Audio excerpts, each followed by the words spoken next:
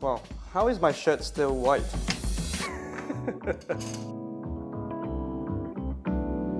Today, we're making Galician rib steak with ubon relish. This is a piece of beef that comes from the northwest of Spain.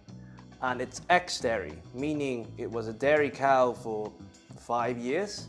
And to qualify as Galician rib, you need to be between the age 6 or 8. So this is a really old piece of beef, which makes it extremely meaty. Normally, I don't like to dress my steak at all. I like to taste the beefy goodness of the beef itself, just a bit of salt and pepper. But with something like this, I would happily do a dressing on the side. Similar to when I have Wagyu, I like a bit of ponzu sauce on the side, just to have a bit of brightness to balance the Wagyu fat. Or when you have your typical bavette steak, you can have it with chimichurri, because those gamier pieces could take on a bit of the flavors.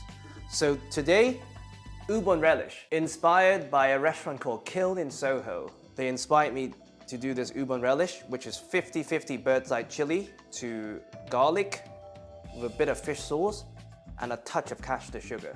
Very simple. But first, let's cook the beef. So, you can do it in a variety of ways as long as you make sure the core temperature reaches around 54 degrees Celsius. And with a piece of meat like that, you want to take it to at least medium rare so that the fat starts to render. The corn-fed fat is extremely tasty, that you could even taste the sweetness of the corn. So today we're gonna do a reverse sear just because we have a very decent thickness, which means we're gonna cook it very low in an oven, about 90 to 120, depending on how hungry I feel. We'll probably do 120. That would take an hour and a half for a piece of meat this size to reach medium rare.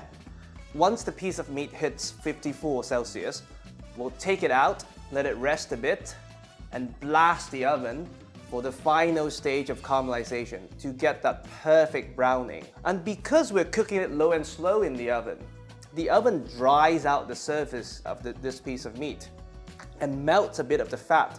So that's a prime candidate for perfect browning. To help it get started a little bit in terms of fat melting, we're gonna try to stand it up.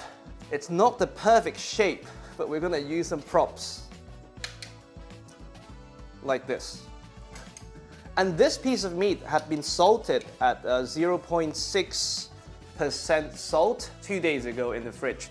That's why you can see the surface, it's already pretty dry. So now, all we have to do is put it in the oven.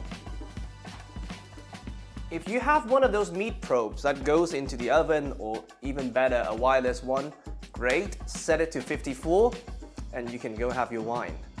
If not, I would probe it every 30 minutes, especially towards the end. I would probe it more frequently just to make sure it doesn't go above 54 by a large margin. While it's cooking, we can prepare our ubon relish. So, very simple, like I said, 50-50. First the garlic, chop off the ugly bit. I sometimes feel my grocer leave them there just to make sure I know that they're organic. You can use a food processor or a mortar pesto, but since I'm not sure I want to grind the seeds of the chili, I'm gonna just chop them finely. My enthusiasm for spices does not agree with my tolerance for spice. So, garlic, very simple, knife, press, and you go.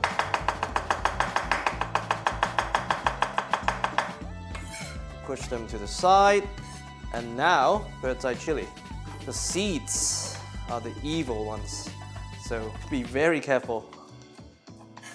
And make sure you wash your hands afterwards before you touch any body parts of yours.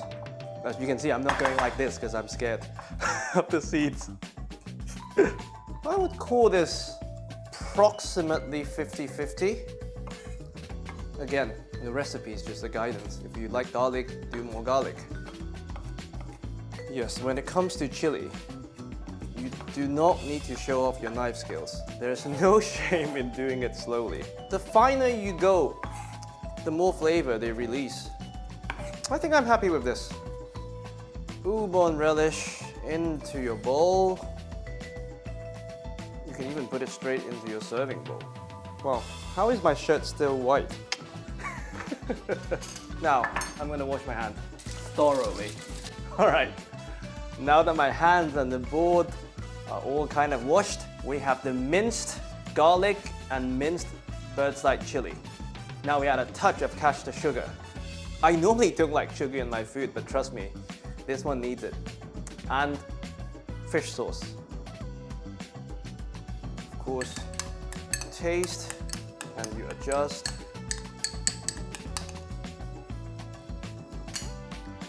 Wow, incredible. Now, we'll serve this with our Galician rib in an hour. See you then.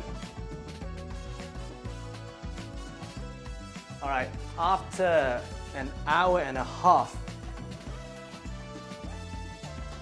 this beautiful piece of meat has reached 54 Celsius. As you can see, the fat started to render and it's creating this beautiful sheen, which would help with the browning. And just to double check, of course, we probe again. Perfect. Now, what you want to do is you want to crank up your oven to the highest possible setting. Mine goes to 260 Celsius. If you have a barbecue, you have a green egg at home, great. If you're feeling festive, you want to do it on the stovetop with cast iron pan, also great. It's a lazy day for me, so I'm gonna put it back in the oven for about 10 minutes. I'll see you then.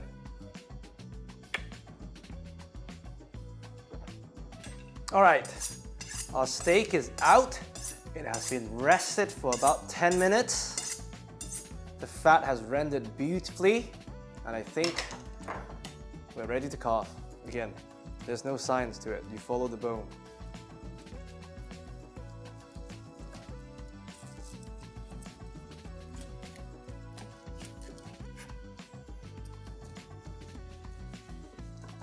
Incredible.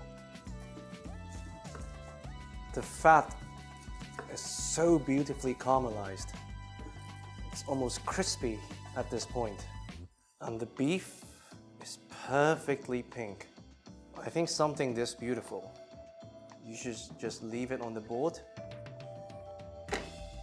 and serve it tableside. Beautiful Ubon relish we made earlier. And there you have it. Galician rib steak with Ubon relish. I really hope you enjoy.